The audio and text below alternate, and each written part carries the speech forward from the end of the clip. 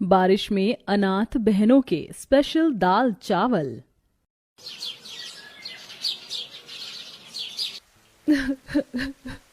उठिए बाबा, आप हमें छोड़कर नहीं जा सकते बाबा, उठिए ना।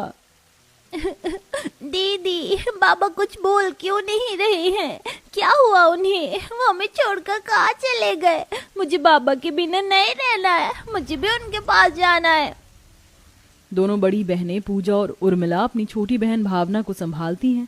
तीनों बहनों की माँ बचपन में छोड़कर चली गई थी, जिसके चलते अब नारायण ने ही अपनी तीनों बेटियों को माँ बाप दोनों का प्यार देकर बड़े प्यार से पाला था। लेकिन एक गंभीर बीमारी के चलते आज नारायण भी इस दुनिया को अलविदा कह जाता है। तीनों बेटियां अपने छोटे से घर में अपने माँ बाप को याद करते हुए रो ही रही होती हैं कि तभी वहां उनका मकान मालिक सुधीर आता है। 2 महीने हो गए हैं तुम लोगों को मेरे घर का किराया दिए हुए, देने का इरादा भी है या नहीं? आप तो जानते हैं कि हाल फिलहाल में ही हमारे बाबा की मृत्यु हुई है। घर में जो बचे कुचे पैसे थे वो सब उनके अंतिम संस्कार में लग गए।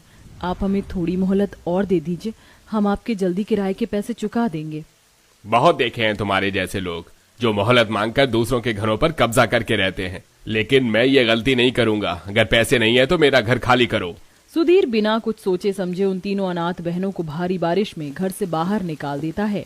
तीनों बहनें एक दूसरे का हाथ पकड़े हुए भारी बारिश में भीगते भीगते एक पाइपलाइन में पहुंच जाती हैं और बारिश से बचने के लिए अब पाइपलाइन में बैठकर बारिश थमने का इंतजार करती हैं। दीदी, हम लोग यहाँ क्या कर रहे हैं? अंकल ने हमें घर से क्यों निकाल दिया? लगता है भगवान ने हमारी किस्मत में झेलने के लिए अभी बहुत दुख लिखे हैं। अगर आज माँ बाबा जिंदा होते तो हमें ये दिन नहीं देखने पड़ते।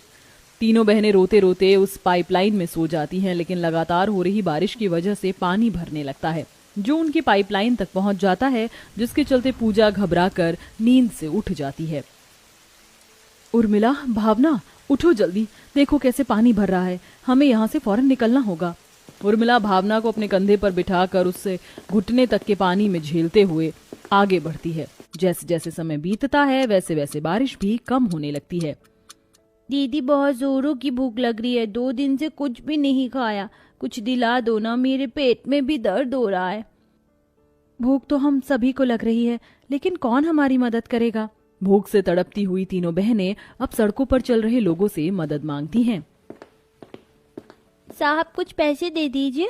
साहब, हम दोनों ने 2 दिन से कुछ भी नहीं खाया, भगवान के लिए हमारी मदद करिए।